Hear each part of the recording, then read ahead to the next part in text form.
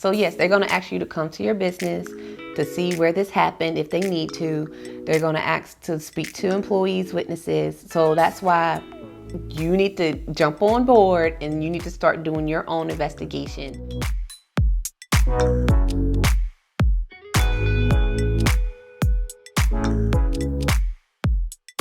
Hello and welcome back to Virtuous HR. My name is Deanna, your HR consultant for small business, startups, and entrepreneurs. And today we're going to talk about the big bad wolf, the EEOC. Not exactly a big bad wolf, but you can get into a lot of trouble if you get a letter from them. So let's not waste any more time and let's get started. So who or what is the EEOC? EEOC stands for Equal Employment Opportunity Commission.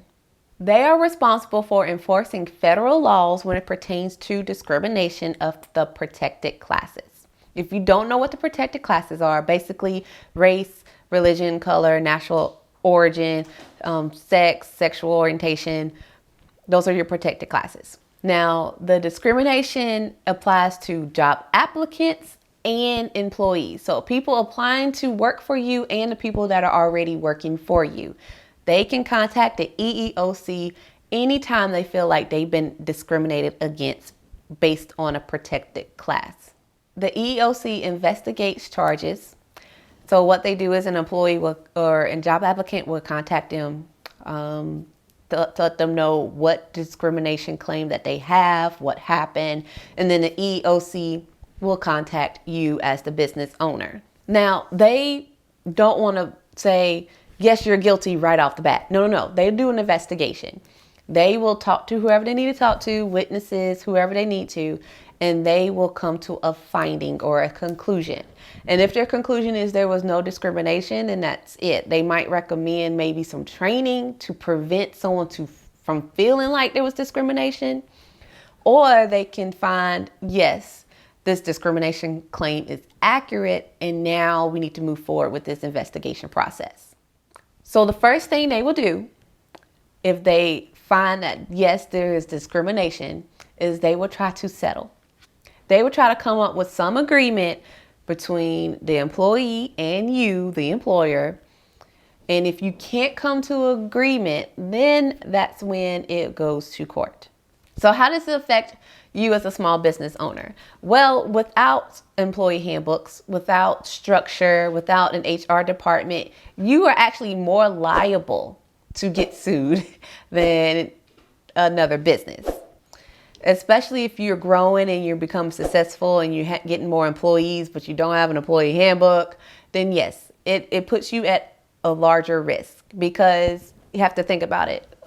Corporations and people with these franchises, they have lawyers to back them and they have money to shell out to make this go away. So put you in the mindset of somebody that needs money quick. They're going to go after a small business owner and try to take you for everything you have, because you probably don't have a lawyer in your back pocket right now. So what can someone go to the EEOC about? Harassment. So the harassment doesn't have to be from another employee. It can be from management. It can be from a vendor that you're using. Anybody that you pay to operate your business, that harassment claim could come back to you, because you brought them into your business and now they're harassing one of your employees or your job applicants, and you are responsible. They can also go to the EEOC about reasonable accommodations, or you denying them reasonable accommodations. So that pertains to the ADA, which is American Disability Act. And the American Disability Act, in a nutshell, says this person with a physical or mental disability is allowed reasonable accommodations that does not cause undue hardship to your business. And so when they ask for reasonable accommodations, like someone that needs a special chair, or they have to sit down for X amount of, because they stand for X amount of hours and they have to sit down for X amount of hours. If you deny them that claim, and then you put yourself at risk, because you have to prove then it would have caused you undue hardship. Another claim is retaliation. Yes, someone can go to the EEOC And I know I said that fast, sorry.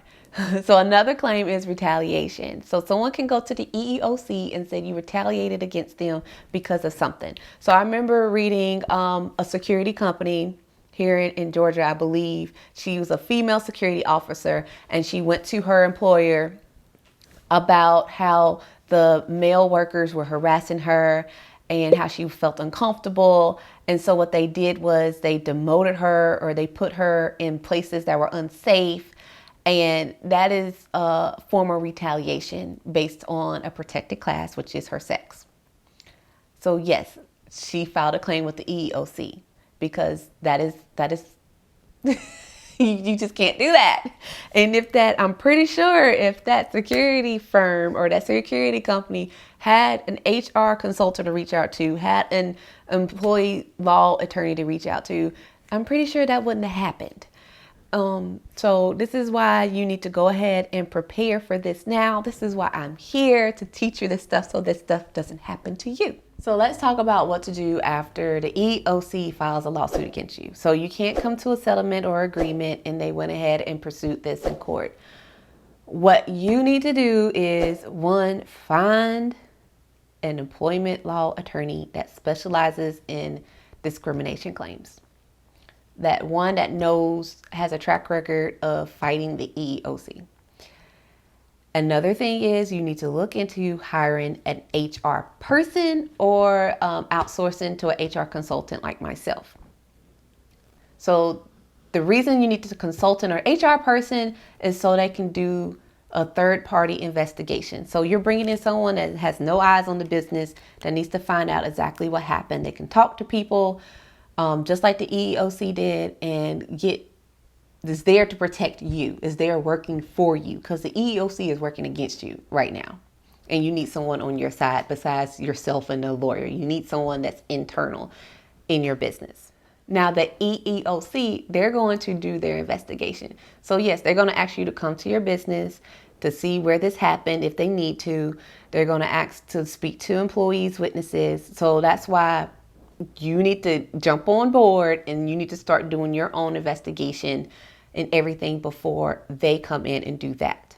If you're doing everything you're supposed to do, you don't have to worry about the EEOC breathing down your neck. If you have a handbook, if you have policy procedures, if you train people on sexual harassment, anti-bullying, if you're doing everything that I'm trying to teach you right now, and if someone tries to file a claim for you, I promise you, what you do now will set you up for the future. You don't have, EEOC is going to do their investigation and then be like, well, you done everything you're supposed to do. Maybe this is not a discrimination claim. On the flip side, it could go the other way. It could be they take you to court anyway, but you have this handbook. So you might not lose money that way. But as I love saying, be proactive instead of reactive. I have heard stories of someone saying, oh, I didn't have a handbook and now I'm out $35,000. Do you have $35,000 right now you can shell out because you don't have a handbook? Like, I'm on my soapbox again. A handbook may cost you a couple $1,000s, $2,000 at the most. If they charge you more than $2,000, then that's a scam. But at the most, it's like $2,000. $2,000, $35,000. A handbook that you keep forever and all you're doing is updating it as your business grows. And $35,000 that might increase more because now you have to spend another $2,000 on a handbook, spend more money on training because the EEOC is going to make you train these employees. And more than likely, you're going to have to get outside training, which is even a more cost. Just get the freaking handbook. Like, seriously. I'm tired of saying it, but I have to keep saying it. Just get the handbook. Stop trying to be cheap and just get the handbook. It will save you so much money. Anyway, I'm off my soapbox and I'm done teaching you about the EEOC. If you like this video, then like it below. Subscribe so you can get notifications on my next video when it's coming out. And I will try to not fuss at y'all in the next video.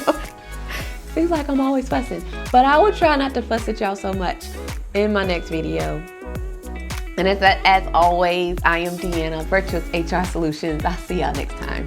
Bye, guys.